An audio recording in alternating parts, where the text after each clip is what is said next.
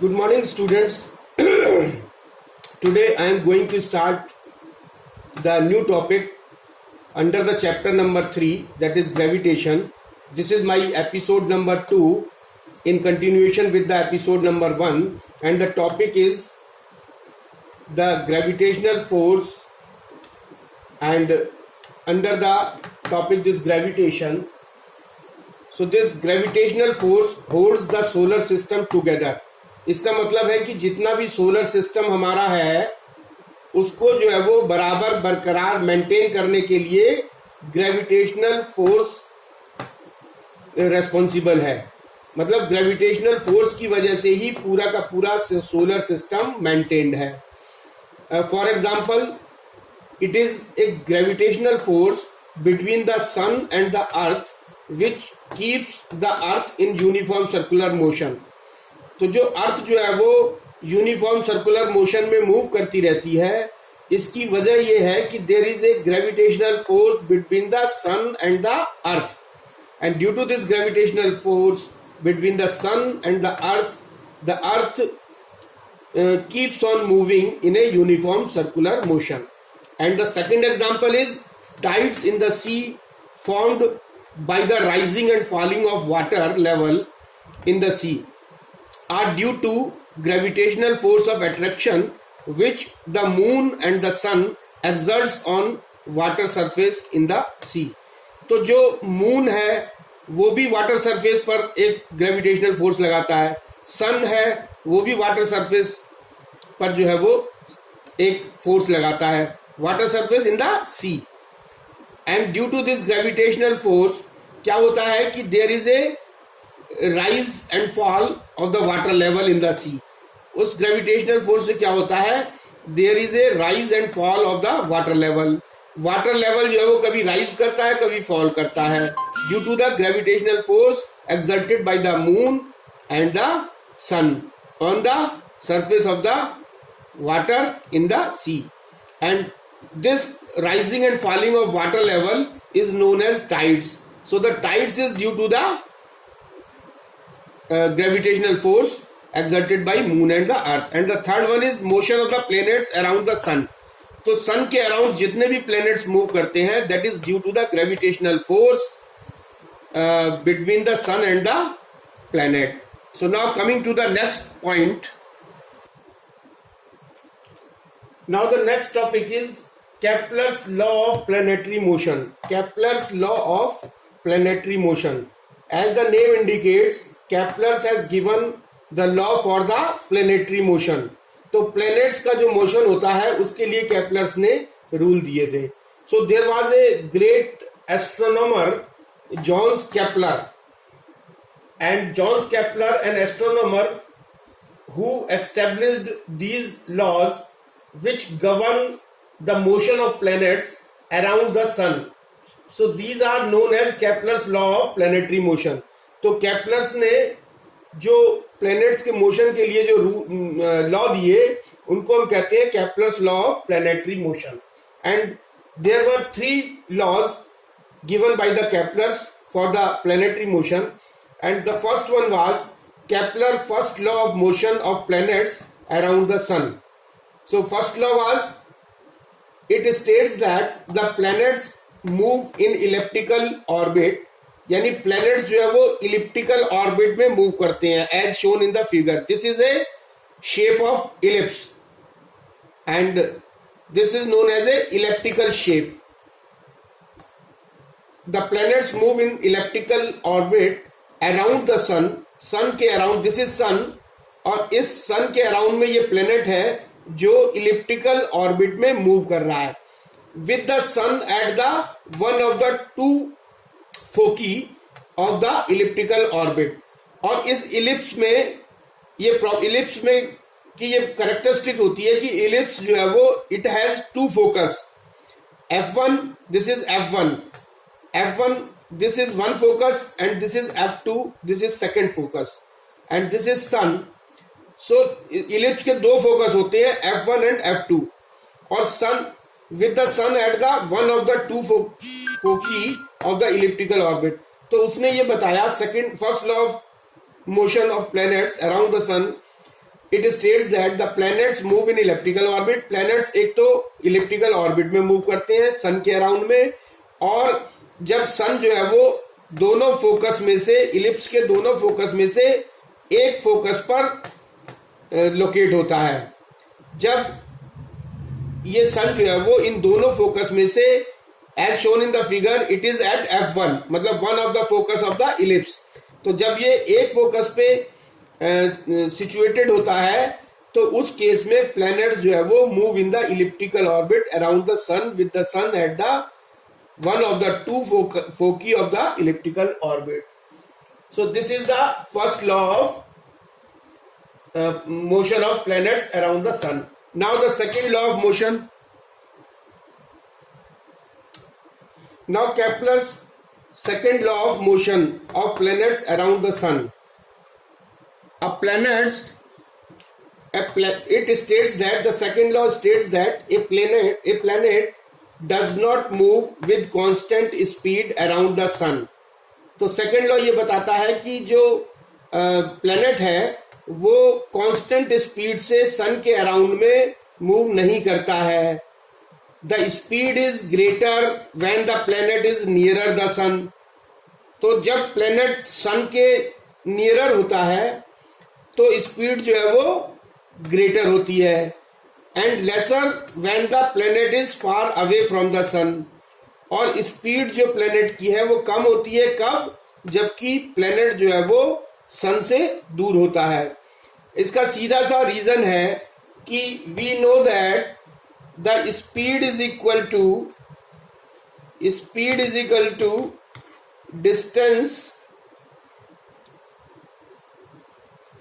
Distance upon time.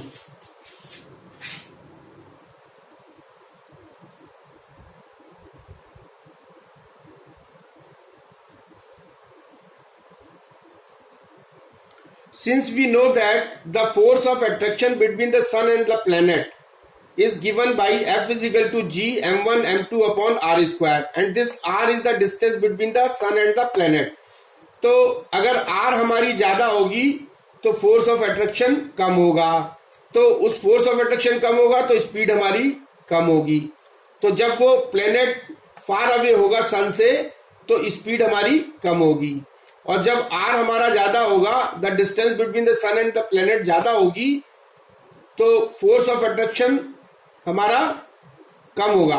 और जब r जो है वो distance between the sun and the planet कम होगी तो फोर्स ऑफ अट्रैक्शन ज्यादा होगा, और फोर्स ऑफ अट्रैक्शन अगर हमारा ज्यादा होगा between the sun and the planet तो speed of the planet will be higher. So now coming to the third law of motion of planets around the sun. So now the Kepler's third law of motion of planets around the sun. It states that the cube of the mean distance of a planet from the sun is directly proportional to the square of the time it takes to move around the sun.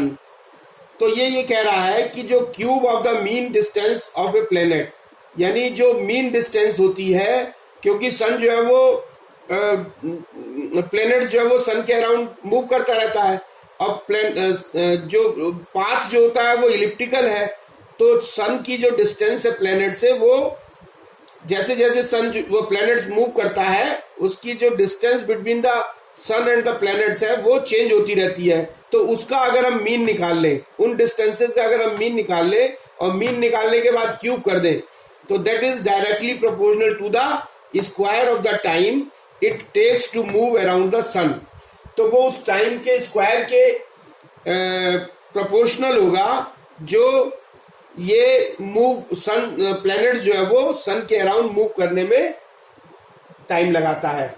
और we में से that R cube is directly proportional to T square, या और R cube is equal to constant, any constant, if we remove the sign of proportionality, and this is t square, or we may call it r cube divided by t square is equal to constant. So this value remains constant. So where r क्या है, what is the r? r is the mean distance of planet from the sun. It is the mean distance of planet from sun. And what is time? T is the time period of the planet around the sun. T is the time period of planet. Time period of planet around the sun. So the cause of motion of the planet is the gravitational force which the sun exerts on them. And now the next topic is Newton's inverse square rule. So what is Newton's inverse square rule? Now the next topic is Newton's inverse square law. As per this Newton's inverse square rule, the force between the two bodies is inversely proportional to the square of the distance between them. अगर दो कोई bodies हैं और दो कोई bodies, suppose these are two bodies, this is having mass m1, this is having mass m2, and the distance between them is r, and so the force between these two bodies is inversely proportional to the square of this distance. So F is proportional to 1 upon r square. So this is known as a Newton's inverse square rule. Now proof of this inverse square rule. Now proof. Suppose consider a planet of mass m. Suppose a planet of mass m moving with the velocity v around the sun in a circular orbit. Suppose it is moving in a circular orbit. Suppose and circular orbit of radius r. R is the radius. So if m is the mass of the planet, suppose if m is the mass of the planet and v is the velocity of the planet, and this planet is moving around the circular orbit of radius r, then a centripetal force F acts on the planet due to the sun is governed by. So centripetal force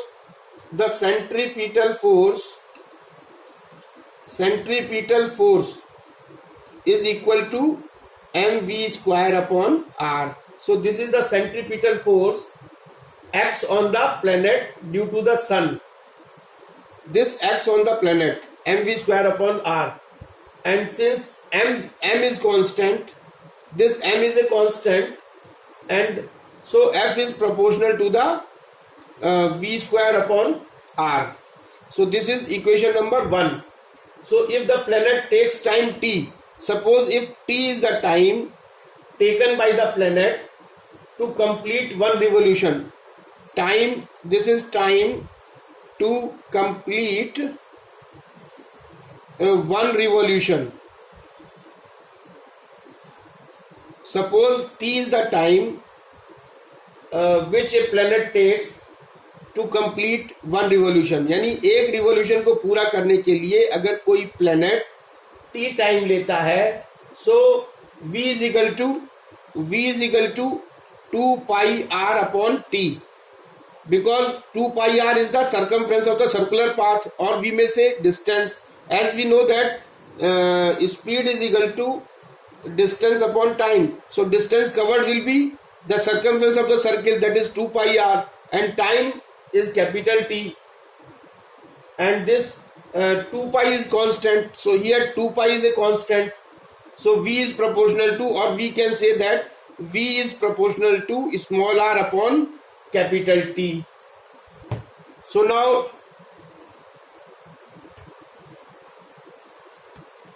now v is equal to, since we have already calculated this, v is equal to r upon t, and on squaring both sides, अगर हम इसको on squaring both sides, on squaring both sides, then we will get v square is proportional to r square upon t square, and on multiplying numerator and denominator of right hand side by r. So if we multiply numerator and denominator by r, on multiplying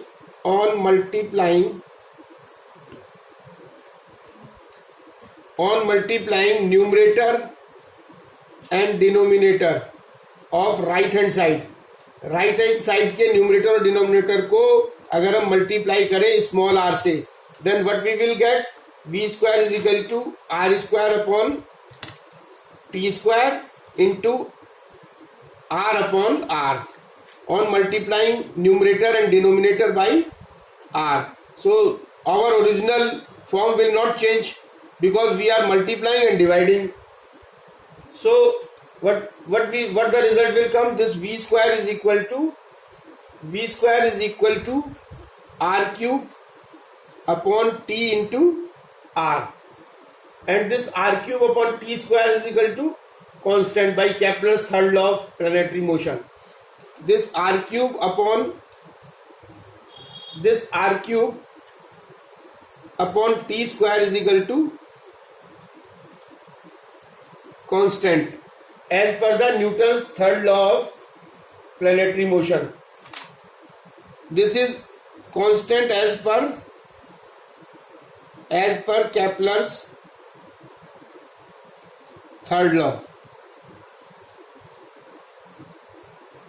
This r cube upon t square, I have already taught you about this Kepler's third law, which states that r cube upon t square is equal to constant.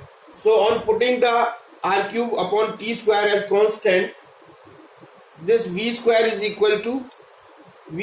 proportional to 1 upon r, and on putting the value of v square in equation number 1 of, अगर हम इस v square की value को अगर हम equation number 1 में put करते हैं, on putting value of v square in equation number 1, and what was the equation number 1? Equation number 1 was f is proportional to v square upon r. This was the equation number 1. So if we put the value of v square as 1 upon r, then we will get f is proportional to 1 upon r into r. So this will give f is proportional to 1 upon r square. So this is the inverse square rule. This is inverse square rule. Now coming to the next point, that is Newton's law of motion and gravitation. So now Newton's third law of motion and gravitation. Now if we correlate the Newton's third law of motion and the gravitation, so if we take the example of freely falling body, from the height, so then since the acceleration produced in the stone by the same force is quite large, since the acceleration produced in the stone by the same force is quite large, and because mass of a stone is very small, since the mass of a stone, suppose m is the mass of a stone, is very large, so a is equal to f upon m, and we can see the stone falling towards the earth. Again, since the acceleration produced in the stone by the same force f is extremely small, तो अगर जो है वो acceleration produced in the stone by the same force is quite large, अगर acceleration जो है वो ज्यादा होगा, acceleration अगर same force लगाने से, अगर since we know that a is equal to f upon m, and if acceleration is large for the same force, then what will happen? We can see that the stone is falling towards the earth. And again, since the acceleration produced in the stone by the same force लगाया जाए, और अगर acceleration जो है वो small है, acceleration small क्यों होगा? Due to the because mass of the earth is very large, and A is equal to F upon m, we cannot see the motion of the earth towards the falling stone. Now example, the feather, और जिसको पंख बोलते हैं, the feather of a coin would fall at the same rate if there is no air resistance. या तो एक कोई पंख को हम किसी हाइट से नीचे गिराएं, या किसी कॉइन को अगर हम किसी हाइट से अगर फ्री फॉल करें, तो they will fall at the same time and same rate if there is no air resistance, because the acceleration of a freely falling body towards the earth does not depend upon the mass of the body. तो freely falling body का जो है वो मास का acceleration जो है वो मास पे डिपेंड नहीं करता है. जो फ्रीली फॉलिंग बॉडी है उसका एक्सेलरेशन जो है वो मास के ऊपर डिपेंड नहीं करता है. The uniform acceleration is produced in a freely falling body due to the gravitational force of the Earth is known as acceleration due to gravity. So what is this small g? Small g is the acceleration due to gravity. So this is the uniform acceleration is produced in a freely falling body due to the gravitational force of the earth is known as acceleration due to gravity. So acceleration due to gravity is the acceleration produced in the freely falling body due to the gravitational force. तो gravitational force के द्वारा freely falling body में जो acceleration produce होता है उसे हम कहते हैं acceleration due to gravity, and it is denoted by a small g, and the value of g does not depend upon the mass of the body, and the value of g does not depend upon the mass. G does not depend upon the mass of the body. So the value of G does not depend upon the mass of the body,